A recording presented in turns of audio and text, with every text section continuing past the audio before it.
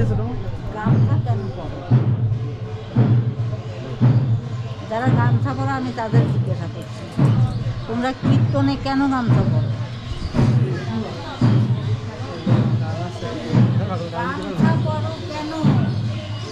একটা প্রশ্ন করছি। ওমা এরা পারবে না জবাব দিতে।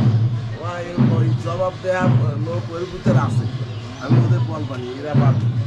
এরা তো আমি এর কোনো জবাব দেওয়ার লোক কোনো জবাব নাই। জবাব দেবে না। আমি তোমাকে বলতেছি একটা কথা বলবে যে হরিদাস গুরুদাস ঠাকুর এসে আমাদের পবিত্র উদ্ধার করছে, তাই না? নিষ্পেষিত, নির্যাতিত, নিপীড়িত, একেবারে কাদার তলে খোঁজা গামছা লেংটি পরা থাকতাম আমরা তখন।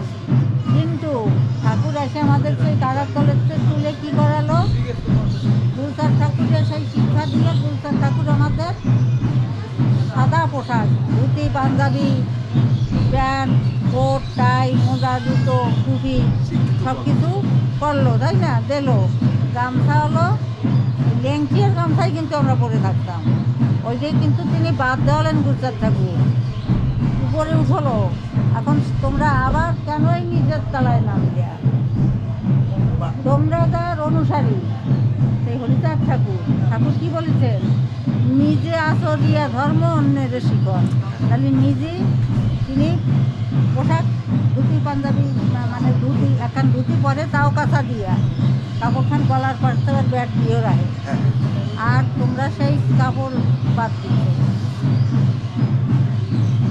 গামছা পরছিস, এইগুলো কিন্তু ঠিক না। তুমি কও সেই সময় কোনো পাগলরা তোমরা যে পাগল কবা যে আমরা পাগল হয়েছি।